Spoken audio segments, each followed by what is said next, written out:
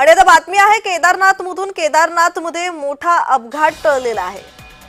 आताची सर्वात महत्त्वाची बातमी, केदारनाथमध्ये मोठा अपघात टळलाय। तर केदारनाथमध्ये हायवेवर क्रश लँडिंग करण्यात आलेलं आहे। हेलिकॉप्टरचं क्रश लँडिंग झालंय, मात्र मोठा अनर्थ टळल्याची माहिती समोर येतेय।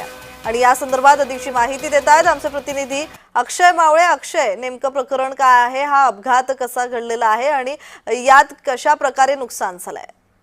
नक्कीच प्रज्ञा, आपण जर बघितलं तर केदारनाथमध्ये हेलिकॉप्टरचा जो मोठा अपघात आहे तो अपघात टळल्याचं म्हणावं लागेल। कारण बदासूवरून या हेलिकॉप्टरने केदारनाथसाठी उड्डाण केलेलं होतं आणि या हेलिकॉप्टरमध्ये 6 भाविक जे ते भाविक सहभागी होते। मात्र विमानाने उड्डाण केल्यानंतर जे आहे ते रस्त्यातच या विमानामध्ये एक तांत्रिक बिघाड झाला आणि या बिघाडानंतर केदारनाथचा जो हायवे आहे या राष्ट्रीय महामार्गावर हेलिकॉप्टरने क्रॅश लँडिंग केलेलं आहे। प्राथमिक माहितीनुसार पायलटला जी आहे ती किरकोळ दुखापत झालेली आहे। मात्र हेलिकॉप्टरमध्ये सहभागी असलेले जे भाविक आहे ते भाविक या ठिकाणी सुखरूप असतात जे ते सांगितलं जात आहे। आणि या संपूर्ण हेलिकॉप्टरची चौकशी जी आहे ती चौकशी आता केली जात आहे आणि जो पायलट या ठिकाणी गंभीर किरकोळ जखमी झालेला होता याला रुग्णालयामध्ये देखील हलवलेलं आहे। मात्र महत्त्वाचं आपण बघितलं तर हेलिकॉप्टरच्या सुमारे 20 किलोमीटर आधीच त्याचं आपत्कालीन लँडिंग जे आहे ते लँडिंग करावं लागलं आणि या दरम्यान विमान नियंत्रणाबाहेर गेलं होतं आणि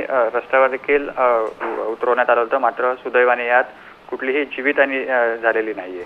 जी, धन्यवाद अक्षय, तुम्ही दिलेल्या माहितीसाठी। पुणे नाशिक महामार्गावर चाकण शहरात वाहतूक कोंडी झाली आहे।